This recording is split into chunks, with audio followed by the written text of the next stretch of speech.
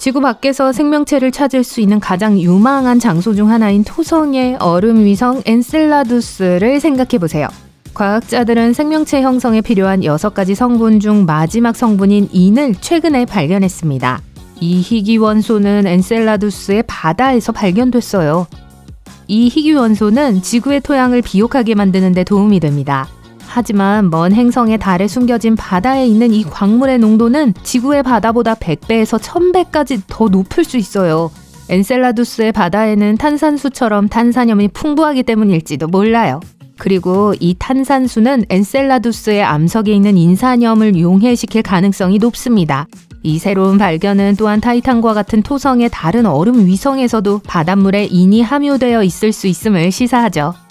과학자들이 이 미네랄에 열광하는 이유는 무엇일까요? 인을 포함하는 화합물인 인산염은 지구 생명체의 중요한 구성 요소입니다. DNA, RNA, 세포막에는 인이 포함되어 있습니다. 하지만 생명체에 필요한 탄소, 수소, 질소, 산소, 인, 황의 6가지 원소 중에서 인은 가장 흔하지 않은 원소입니다. 2004년 카시니 우주탐사선은 토성의 2번째 가장 바깥쪽 꼬리인 이링의 먼지 속으로 진입했습니다. 이 먼지는 엔셀라두스가 분출하는 얼음 알갱이로 구성되어 있습니다. 카시니의 우주 먼지 분석기로 이 얼음 알갱이를 연구하는 동안 인이 발견됐어요. 엔셀라두스는 토성에서 6번째로 큰 위성입니다. 직경이 505km에 불과할 정도로 크지 않아요. 따라서 애리조나주 안에 들어갈 수 있을 정도로 작습니다. 언젠가 한번 도전해봐야겠네요. 흥미롭게도 카시니 우주탐사선이 토성에 처음 도착했을 때 천문학자들은 엔셀라두스가 얼어붙은 얼음 덩어리일 것이라고 생각했어요. 그런데 놀랍게도 표면의 간헐천에서 분출하는 얼음 입자와 수증기 기둥을 발견했습니다. 토성의 달의 암석 핵과 얼음 지각 사이 달 전체에 바다가 있다는 것이 분명해졌습니다. 같은 연구진은 이전에 토성의 달에도 복잡한 유기분자가 존재할 수 있다는 사실을 발견한 바 있습니다. 이전에는 과학자들은 인산염이 엔셀라두스와 유사한 세계의 암석 핵에 갇혀 있을 수 있다고 생각했습니다. 그렇기 때문에 인산염이 바다에도 풍부할 수 있음을 암시하는 최신 연구 결과가 놀랍게 다가온 것이죠. 연구원들은 토성의 이링에서 305개의 얼음 알갱이를 조사한 결과 그중 9개의 인산염이 포함되어 있다는 사실을 알아냈습니다. 그리고 이 결과는 명확하고 틀림없는 결과였어요. 얼마 전까지만 해도 수소와 인의 화합물인 포스핀이 금성의 구름에 존재한다고 믿었기 때문에 이 결과는 매우 중요했습니다. 하지만 아무도 이 이론을 뒷받침하는 증거를 찾지 못했습니다. 하지만 엔셀라두스에서는 논란의 여지가 없으며 인산염이 실제로 존재해요. 천문학자들은 유로파를 태양계에서 새로운 생명체를 발견할 수 있는 가장 유망한 장소 중 하나로 꼽습니다.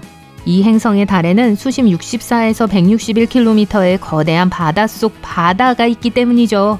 네, 두께가 16에서 32km로 추정되는 얼음층 아래에 숨겨져 있습니다. 하지만 잠재적으로 거주할 수 있는 곳입니다.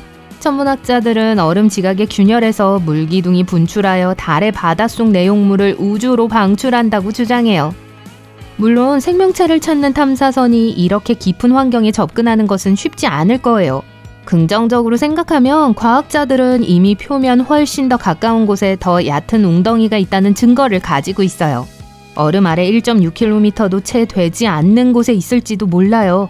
이것은 2가지 이유로 반가운 소식입니다. 우선 유로파에 생명체가 존재할 확률이 높아진다는 점입니다. 둘째, 만약 이것이 사실이라면 미래의 탐사선들이 생명체를 더 쉽게 발견할 수 있을 거예요. 존재한다면 말이죠. 토성에서 가장 큰 위성인 타이탄은 지구보다 작고 중력이 더 약해요. 하지만 여전히 지구를 떠올리게 합니다. 지구와 마찬가지로 질소가 대기를 지배해요. 타이탄은 태양계에서 호수와 강이 있는 유일한 행성입니다. 이 수역은 탄화수소, 메탄, 에탄으로 이루어져 있어요. 또한 지하에 물이 있는 바다도 있습니다. 하지만 이 바다는 매우 깊은 곳에 위치하고 있으며 이 바다가 지표면과 접촉하는지 여부는 아직 아무도 밝혀내지 못했습니다. 만약 그렇다면 표면의 복잡한 화학물질과 섞여 생명체의 연료를 제공할 수 있을 거예요.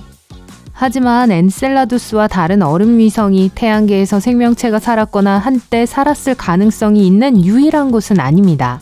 2003년 유럽 우주국에서 발사한 화성 탐사선 마스 익스프레스는 화성 대기에서 메탄을 발견했습니다. 지구에서 대기 중 메탄가스의 대부분은 가축이 음식을 소화하고 가스를 배출하는 등 생명체에 의해 생성돼요. 그러나 과학자들은 메탄이 약 300년 동안 화성 대기에서 안정적이었다고 생각해요. 그러다가 2006년 메탄은 붉은 행성에서 거의 완전히 사라졌습니다. 그리고 연구원들의 모델이 설명한 것보다 600배나 빠른 속도로 일어났습니다. 문제는 무엇이 또는 누가 가스를 생성했으며 어디로 갔나 하는 거예요. 화성의 또 다른 미스테리는 화성 표면 아래에 잠들어 있을지도 모르는 미생물입니다. 이 미생물들은 수백만 년 동안 우주에서 나오는 강한 방사능으로부터 보호받았을 거예요. 과학자들은 화성의 환경을 실험실에서 시뮬레이션하여 이 가설이 사실인지 확인했어요. 그리고 박테리아가 그러한 조건에서 2억 8천만 년 동안 쉽게 생존할 수 있다는 사실을 발견하고 놀랐습니다. 오, 정말 오래 살 수 있네요. 이는 화성에 생명체가 존재했다면 화성 토양을 시추하여 행성 지하에서 그 증거를 찾을 수 있다는 걸 의미하죠. 현재 화성에는 물이 흐르지 않아 세포나 포자가 말라버릴 수 있습니다. 게다가 표면 온도는 드라이 아이스와 비슷해 완전히 얼어붙은 상태예요. 겨울 왕국이죠. 그럼에도 불구하고 붉은 행성의 지하에는 6가지 종류의 박테리아와 곰팡이가 살고 있을 수 있습니다. 그중 가장 가능성이 높은 건 강인한 성질 때문에 박테리아 코난이라는 별명을 가지고 있어요. 글쎄요, 시간이 지나면 알겠죠. 어쨌든 지구 밖 태양계에서 생명체를 찾지 못한다면 우리 항성계 밖에 있는 행성인 외계 행성에서 생명체를 찾을 수 있을 거예요. 그중 일부는 매우 유망해 보입니다. 지구에서 가장 가까운 외계 행성은 프록시마 센타우리 B입니다. 지구에서 불과 4.2광년 떨어진 곳에 있어요.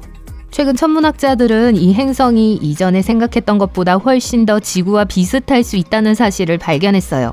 이 행성은 태양보다 어둡고 질량이 적은 별의 궤도를 돌고 있습니다. 프록시마 센타우리 B는 이 별의 거주 가능 영역 한가운데 있습니다.